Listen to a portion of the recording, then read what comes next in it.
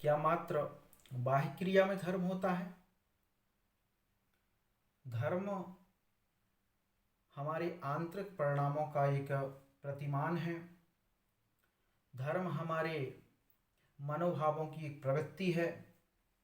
जब तक किसी भी क्रिया के साथ में हमारे अंतर मनोभाव नियोजित नहीं होंगे, निहित नहीं होंगे, तब तक वो क्रिया धर्म का रूप ले ही नहीं सकती। संसार की जो बाह्य पदार्थ हैं, बाह्य क्रियाएं हैं, वो बाह्य क्रियाएं किसी भी तरह से, किसी प्रकार से भी कर्म बंध का कारण नहीं होती हैं। बाह्य क्रियाओं के माध्यम से किसी भी प्रकार का कर्म बंध नहीं होता है जब तक उस क्रिया के साथ में हमारा मनोभाव नियोजित नहीं होगा, तब तक वो क्रिया हमारे लिए न हितकारी बनेगी न हितकारी बनेगी। इसलिए हमारा जो जैन धर्म है वो जैन धर्म परिणामों का नियोजक धर्म है। जैन धर्म में केवल परिणामों को ही विशिष्ट स्थान दिया गया है। जो बाह्य की क्रियाएं होती हैं संसार में, जो भी हम बाह्य क्रियाओं को संपादित करते हैं, वो बाह्य क्रियाएं मात्र हमारे परिणामों के नियोजन के लिए निर्मित की गई हैं। और हम देखें कि वर्तमान में हमने इस बात को बिल्कुल विस्मृत कर दिया।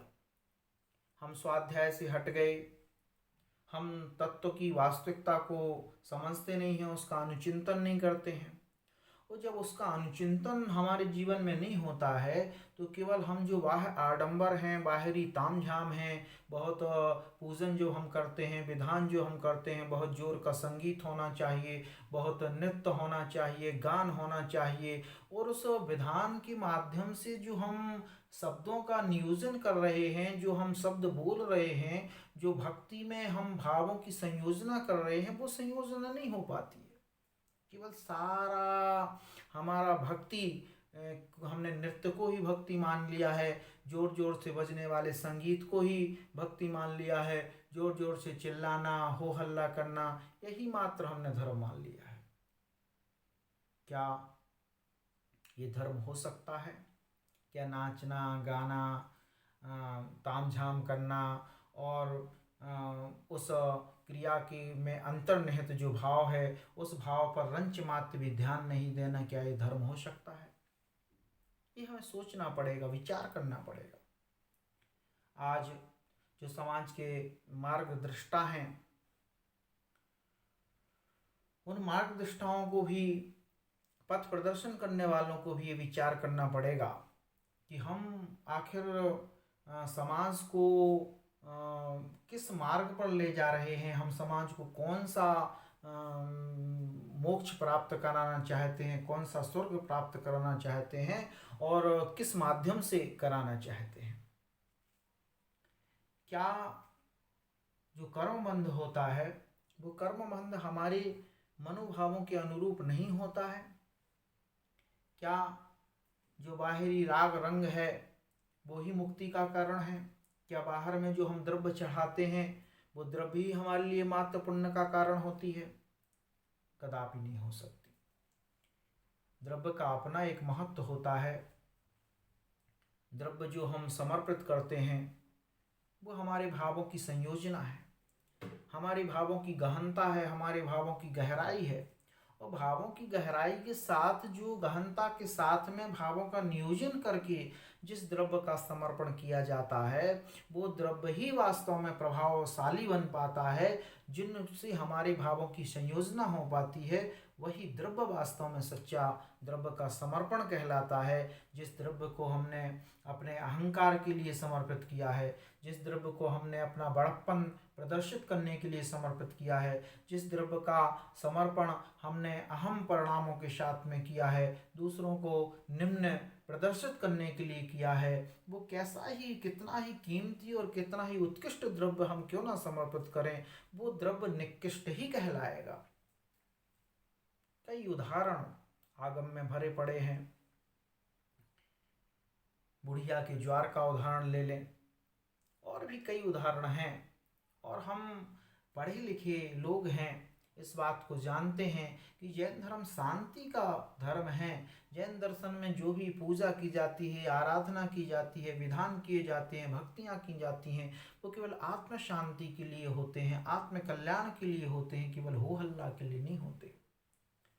अगर हमने अपनी इस मनोवृत्ति को नहीं संभाला और इस मनोवृत्ति को आगम के अनुरूप नहीं बनाया, तो ये मनोवृत्तियां भविष्य में जाकर के हमारी इस संस्कृति को विकृत करेंगी, हमारी समाज को विकृत करेंगी, हमारी आने वाली पीढ़ियों को विकृत करेंगी। बड़े बड़े विधानाचार्यों को, प्रतिष्ठाचार्यों को भी इस बात पर ध्यान देना पड़ेगा कि आखिर हम समाज के मार्गदर्शक हैं और समाज तो बेचारा जिनवाणी के ज्ञान से रहित तो होता है, उसे ज़्यादा ज्ञान नहीं होता है। उसे हम जैसा चलाते हैं, जैसा मार्ग दिखाते हैं, हमने भक्ति का मार्ग उसको जैसा बता दिया कि भगवान के सामने खूब नाचना, गाना, उछलना, जोर जोर से नगाड़े बजाना, ढोल बजाना, यही केवल भक्ति है, वो बस उसी को भक्ति मानता है। हमें भक्ति के सच्चे स्वरूप को बताना पड़ेगा। भक्ति केवल उछलना कूदना नहीं है, भक्ति तदाकार होना है। जो हमारे आराध्य का प्रतिमान है, आराध्य का प्रतिरूप है, उस प्रतिरूप में लीन हो जाना, उस प्रतिरूप को आत्मसात कर लेना, उस प्रतिरूप में एकदम निमग्न हो जाना, उस प्रतिरूप को सोच करके, विचार करके एक आह्लाद का भाव मन में जागृत हो जाना, इसी का नाम भक्ति है। हाँ, कुछ समय प्रतिरूप के माध्यम से थोड़ा बहुत हम इस चीज को भी कर सकते हैं, लेकिन मात्र उसी चीज में रम जाना, उसी चीज को ही सर्वोपरि मान लेना और सारी भावों से हट जाना, उसके अर्थ से हट जाना, उसके मूल भाव से हट जाना और मात्र इसी चीज में रम जाना, ये तो धर्म कदापि नहीं हो सकता। इसलिए हमारे जैन समाज के प्रबुद्ध जनों को, श्रावकों को, विद्वानों को, विधानाचार्यों को, प्रतिष्ठाचार्यों को, समाज के मार्गदर्शक जो गुरु तुल्य आचार्य भगवान, मुनिजन भगवान हैं, उन सबको भी इन सारी चीज़ों पर विचार करना पड़ेगा और मार्गदर्शन एक समाज का इसी अनुरूप करना पड़ेगा, ताकि समाज हमारा इस विकृतियों में लिप्त ना हो पाए। आज हमें देखना पड़ेगा कि हम केवल बाहरी दिखावे में ही जा रहे हैं, आंतरिक परिणामों पर हमारा कोई विशेष ध्यान नहीं है, आंतरिक शुद्धि पर हमारा कोई विशेष ध्यान नहीं है, आंतरिक मनोभावों की संयोजना हमारी नहीं होती है और आंतरिक परिणामों की संयोजना के बिना हम बहुत सारे कार्यों का संपादन करते हैं। वो संपादन हमारे न समाज के लिए हितकर हो पाते हैं, न श्रावकों के लिए हितकर हो पाते हैं और ना ही उनके माध्यम से किसी प्रकार का लाभ हमारे जीवन में हो पाता है। इसीलिए हमारा जो जैन धर्म है वो भावना प्रधान धर्म है, विचार परक धर्म है।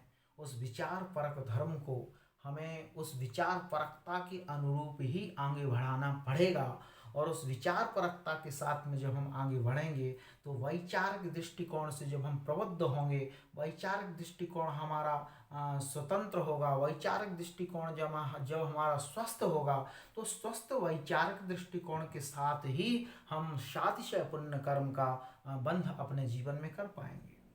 क्योंकि वैचारिकता तो निरंतर 24 घंटे हमारे साथ में है। हम क्रिया कितनी करते हैं?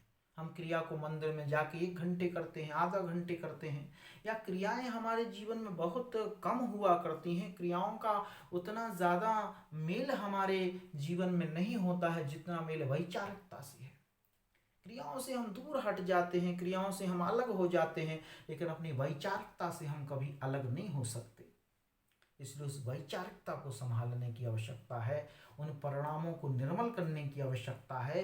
हम जो भी क्रिया करें, चाहे वो भक्ति की क्रिया हो, चाहे वो आराधना की क्रिया हो, चाहे वो अन्य कोई भी धार्मिक क्रिया हो और चाहे वो सांसारिक क्रिया ही क्यों ना हो, हर क्रिया में एक प्रशस्त विचार होना चाहिए और वो प्रशस्त विचार ही हमारे उत्थान का कारण बनेगा, वो प्रशस्त विचार ही हमारे कल्याण का कारण बनेगा। इसलिए हमें जैन दर्शन के उस वैचारिकता के महत्व को समझना पड़ेगा, उसको अपनाना पड़ेगा और उसी के अनुरूप अपनी क्रियाओं का संपादन हमें निरंतर करना पड़ेगा। तब जाकर के हमारा जीवन उत्कृष्ट बनेगा, उत्कृष्ट से उत्कृष्टतर बनेगा, उत्कृष्टतम बनेगा। क्योंकि वैचारिकता ही सच्चा धर्म है, वैचारिकता ही धर्म का मूल कारण है। विचारों से ही धर्म का जन्म होता है। हमारी वैचारिकता ही हमें धर्म की तरफ और अधर्म की तरफ ले जाने वाली होती है।